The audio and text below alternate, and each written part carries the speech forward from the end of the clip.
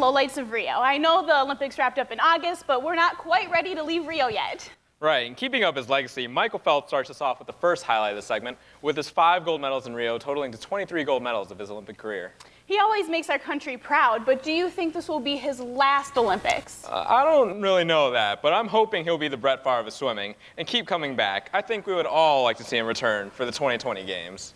Another highlight in swimming, Hungarian swimmer Katinka Hossz stormed through the 200-meter individual medley to set an Olympic record and claim her 3rd gold medal of the Rio Games. What I remember the most is her husband cheering her on the sidelines. Talk about relationship goals right there. Can we put that up on the screen?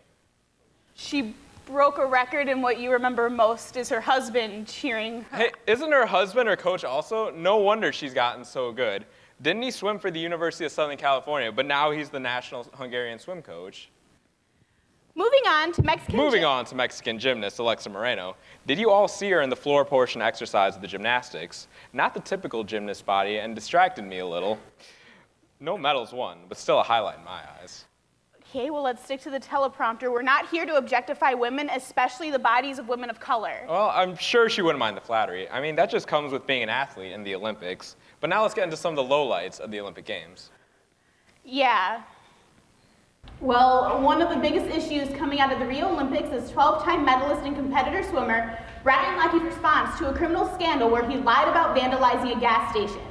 Initially, Lockey was determined to be at the scene of an armed gas station robbery that left damages to the establishment. And video surveillance footage has since come out that shows Lockey's involvement in the gas station incident. Apparently, Lockey and other male competitive swimmers purposely vandalized the store and were then confronted by the store guards for damages. And now information is still circulating about this event, but this is really hard on the male swimmer who's been doing so much work for his team thus far. After all, boys will be boys, and this shouldn't be the end to his career after his apology to the gas station owners.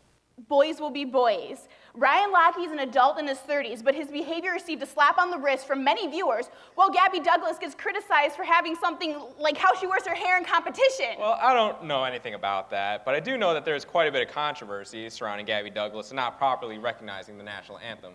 She's not exactly the most respectful athlete to represent America. She refused to place her hand on her heart during the medal ceremony. The 2 male athletes on the screen did not receive any type of backlash for not having their hand on their heart.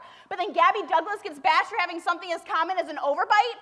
And going back to Katinka Hossz, she broke the world record because she has been working hard her entire life. And that should not be overshadowed by her husband. And then with your jackass comments about Alexa, gymnasts are serious athletes no matter what their body type. When are women finally going to receive recognition? All right, then. Don't forget to watch for Ryan Lochte featured on Dancing with the Stars, premiering Monday, September 12th.